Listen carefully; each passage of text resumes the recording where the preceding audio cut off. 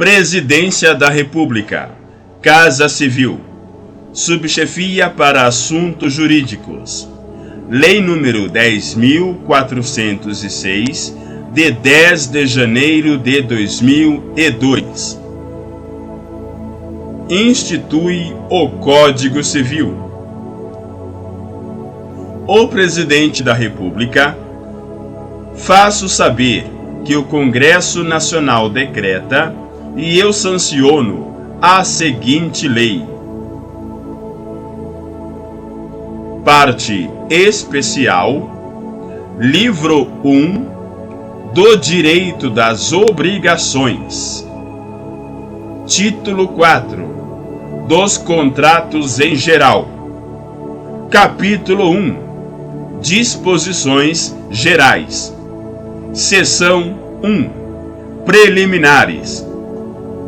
Artigo 421. A liberdade contratual será exercida nos limites da função social do contrato. Parágrafo único. Nas relações contratuais privadas, prevalecerão o princípio da intervenção mínima e a excepcionalidade da revisão contratual. Artigo 421-A. Os contratos civis e empresariais presumem-se paritários e simétricos até a presença de elementos concretos que justifiquem o afastamento dessa presunção, ressalvados os regimes jurídicos previstos em leis especiais, garantido também que: Inciso 1. As partes negociantes poderão estabelecer parâmetros objetivos para a interpretação das cláusulas negociais e de seus pressupostos de revisão ou de resolução. Inciso 2. A alocação de riscos definida pelas partes deve ser respeitada e observada. E, inciso 3, a revisão contratual somente ocorrerá de maneira excepcional e limitada. Artigo 422. Os contratantes são obrigados a guardar, assim na conclusão do contrato, como em sua execução, os princípios de probidade e boa-fé. 423. Quando houver no contrato de adesão cláusulas ambíguas ou contraditórias, dever-se-á adotar a interpretação mais favorável ao aderente. Artigo 424. Nos contratos de adesão, são nulas as cláusulas que estipulem a renúncia antecipada do aderente a direito resultante da natureza do negócio. Artigo 425. É lícito às partes estipular contratos atípicos, observadas as normas gerais fixadas neste Código. Artigo 426.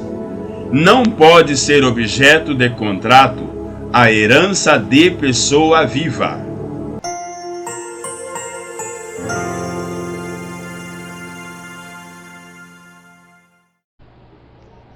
Seção 2 da formação dos contratos.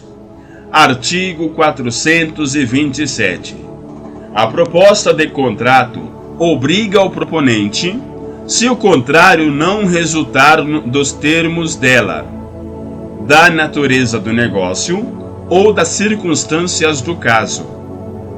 Artigo 428.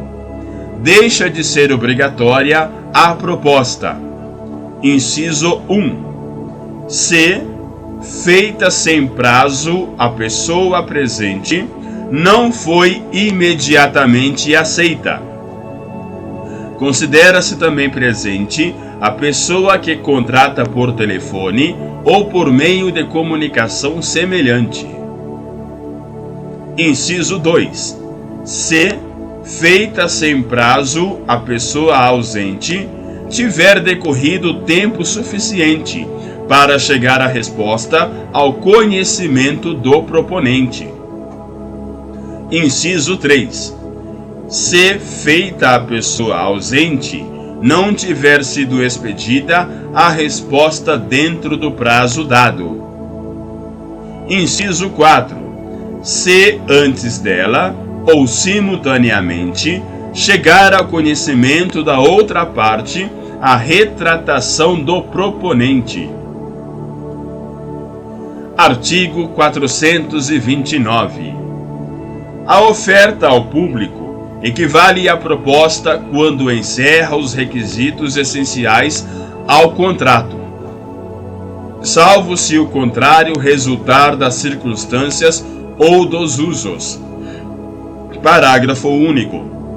Pode revogar-se a oferta pela mesma via de sua divulgação, desde que ressalvada esta faculdade na oferta realizada. Artigo 430. Se a aceitação, por circunstância imprevista, chegar tarde ao conhecimento do proponente, este comunicá-lo-á imediatamente ao aceitante, sob pena de responder por perdas e danos. Artigo 431. A aceitação fora do prazo, com adições, restrições ou modificações, importará nova proposta. Artigo 432. Se o negócio for daqueles em que não seja costume a aceitação expressa, ou o proponente a tiver dispensado, reputar-se-á concluído o contrato, não chegando a tempo a recusa. Artigo 433. Considera-se inexistente a aceitação se antes dela ou com ela chegar ao proponente a retratação do aceitante. 434. Os contratos entre ausentes tornam-se perfeitos desde que a aceitação é expedida, exceto, inciso 1, no caso do artigo antecedente. Inciso 2, se o proponente se houver comprometido a esperar resposta. Inciso 3, se ela não chegar no prazo convencionado. Artigo 435. Reputar-se-á celebrado o contrato no lugar em que foi proposto.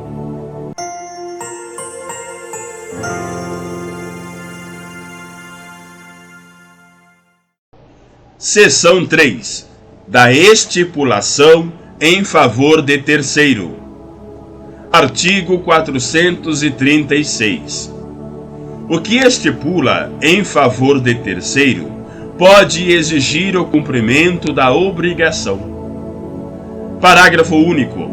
Ao terceiro, em favor de quem se estipulou a obrigação, também é permitido exigi-la, ficando, todavia, sujeito às condições e normas do contrato, se a ele anuir e o estipulante não o inovar nos termos do artigo 438. Artigo 437. Se ao terceiro, em favor de quem se fez o contrato, se deixar o direito de reclamar-lhe a execução, não poderá o estipulante exonerar o devedor. Artigo 438. O estipulante pode reservar-se o direito de substituir o terceiro designado no contrato, independentemente da sua anuência e da do outro contratante. Parágrafo único. A substituição pode ser feita por ato entre vivos ou por disposição de última vontade.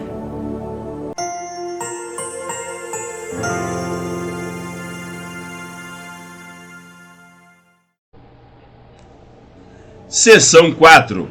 Da promessa de fato de terceiro. Artigo 439.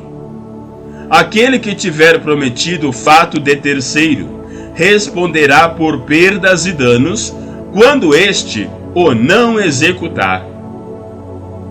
Parágrafo único. Tal responsabilidade não existirá se o terceiro for o cônjuge do promitente, dependendo da sua anuência o ato a ser praticado, e desde que, pelo regime do casamento, a indenização, de algum modo, venha a recair sobre os seus bens. Artigo 440. Nenhuma obrigação haverá para quem se comprometer por outrem, se este, depois de se ter obrigado, faltar à prestação.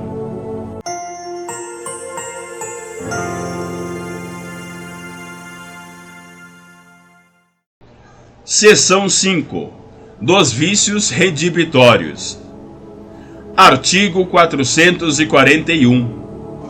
A coisa recebida, em virtude de contrato comutativo, pode ser rejeitada por vícios ou defeitos ocultos, que a tornem imprópria ao uso a que é destinada, ou lhe diminuam o valor. Parágrafo único. É aplicável a disposição deste artigo às doações onerosas. Artigo 442. Em vez de rejeitar a coisa, redibindo o contrato, artigo 441, pode o adquirente reclamar abatimento no preço. Artigo 443. Se o alienante conhecia o vício ou o defeito da coisa, restituirá o que recebeu com perdas e danos. Se o não conhecia, tão somente restituirá o valor recebido, mais as despesas do contrato. Artigo 444. A responsabilidade do alienante subsiste, ainda que a coisa pereça em poder do alienatário, se perecer por vício oculto, já existente ao tempo da tradição.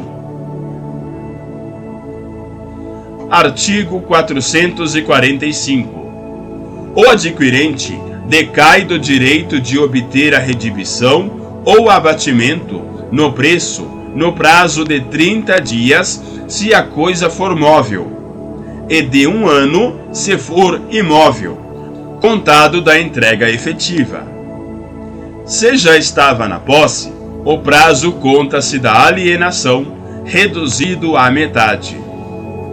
Parágrafo 1º. Quando o vício, por sua natureza, só puder ser conhecido mais tarde, o prazo contar-se-á do momento em que dele tiver ciência, até o prazo máximo de 180 dias, em se tratando de bens móveis, e de 1 ano para os imóveis. Parágrafo 2º. Tratando-se de venda de animais, os prazos de garantia por vícios ocultos serão os estabelecidos em lei especial, ou, na falta desta, pelos usos locais, aplicando-se o disposto no parágrafo antecedente, se não houver regras disciplinando a matéria. Artigo 446.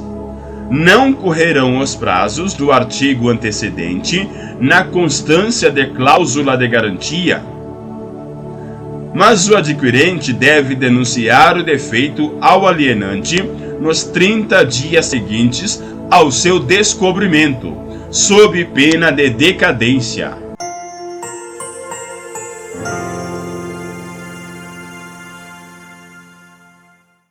Seção 6. Da evicção. Artigo 447. Nos contratos onerosos, o alienante responde pela evicção. Subsiste esta garantia ainda que a aquisição se tenha realizado em asta pública.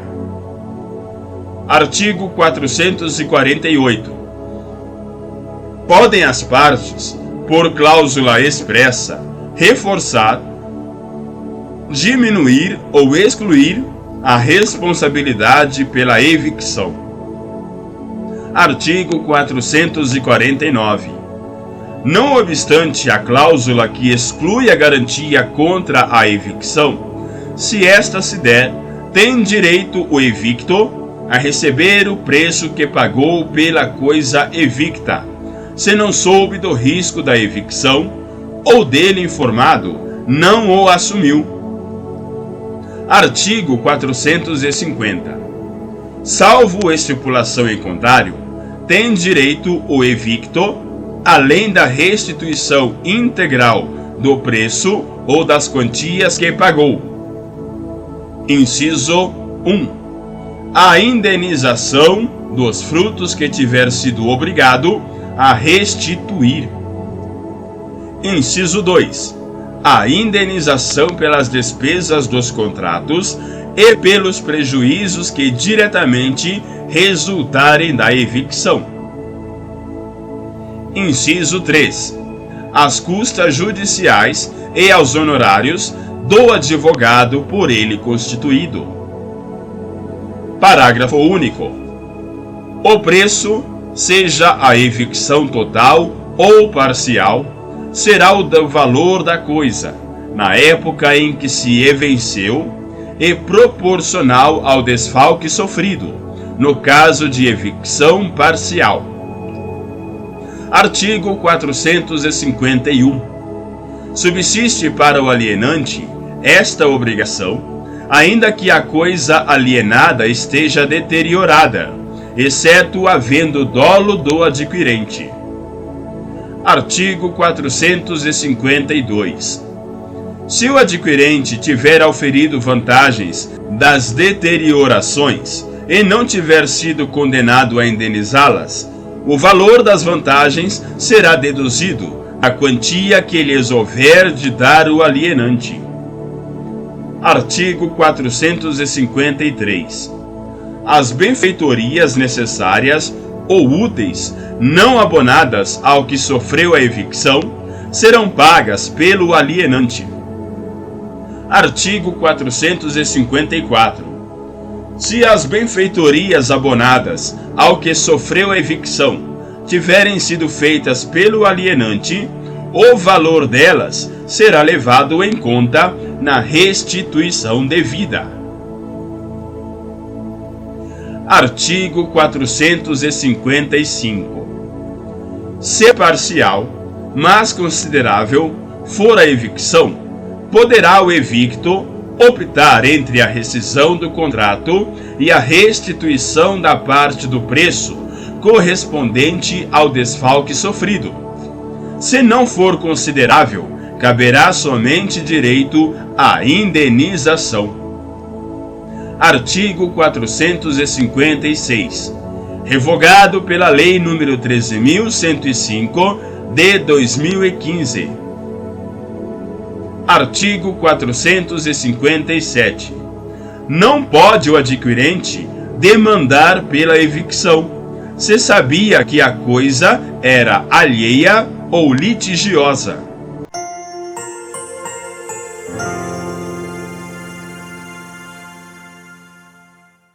Seção 7. Dos contratos aleatórios. Artigo 458.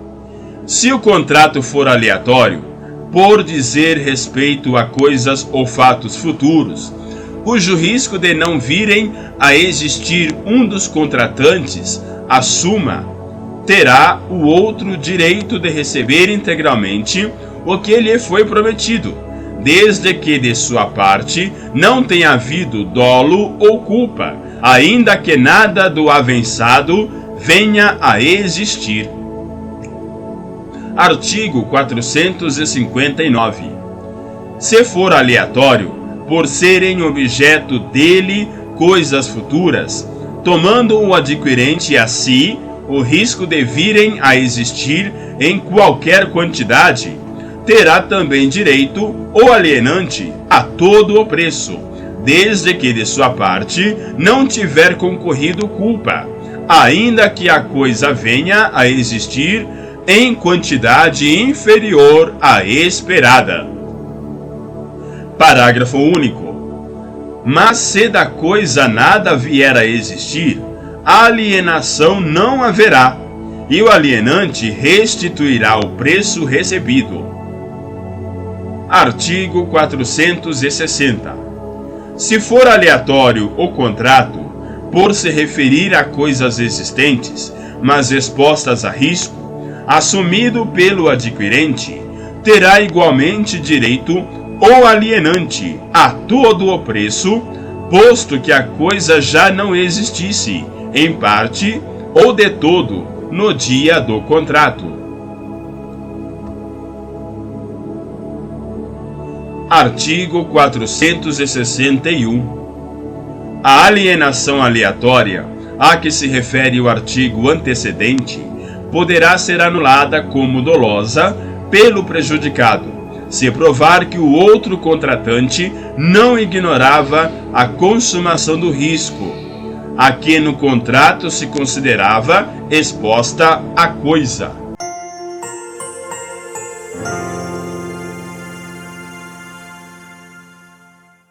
Seção 8. Do contrato preliminar.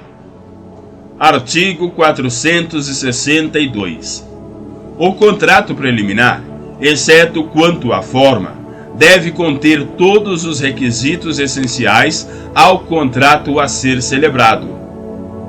Artigo 463. Concluído o contrato preliminar, com observância do disposto no artigo antecedente, e desde que dele não conste cláusula de arrependimento, qualquer das partes terá o direito de exigir a celebração do definitivo, assinando prazo a outra para que o efetive. Parágrafo único. O contrato preliminar deverá ser levado ao registro competente. Artigo 464. Esgotado o prazo, poderá o juiz, a pedido do interessado, suprir a vontade da parte inadimplente, conferindo caráter definitivo ao contrato preliminar, salvo se a isto se opuser a natureza da obrigação. Artigo 465. Se o estipulante não der execução ao contrato preliminar, poderá a outra parte considerá-lo desfeito e pedir perdas e danos. Artigo 466. Se a promessa de contrato for unilateral, o credor, sob pena de ficar a mesma sem efeito, deverá manifestar-se no prazo nela previsto, ou, inexistindo este, no que lhe for razoavelmente assinado pelo devedor.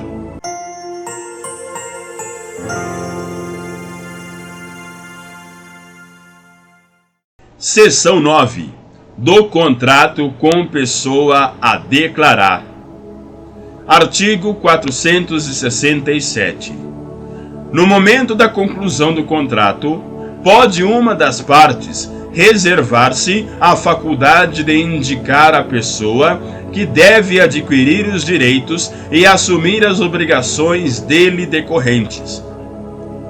Artigo 468. Essa indicação deve ser comunicada a outra parte no prazo de 5 dias da conclusão do contrato, se outro não tiver sido estipulado. Parágrafo único. A aceitação da pessoa nomeada não será eficaz se não se revestir da mesma forma que as partes usaram para o contrato. Artigo 469. A pessoa, nomeada de conformidade com os artigos antecedentes, adquire os direitos e assume as obrigações decorrentes do contrato, a partir do momento em que este foi celebrado. Artigo 470. O contrato será eficaz somente entre os contratantes originários. Inciso 1. Se não houver indicação de pessoa, ou se o nomeado se recusar a aceitá-la. Inciso 2. Se a pessoa nomeada era insolvente e a outra pessoa o desconhecia no momento da indicação. Artigo 471. Se a pessoa a nomear era incapaz ou insolvente no momento da nomeação, o contrato produzirá seus efeitos entre os contratantes originários.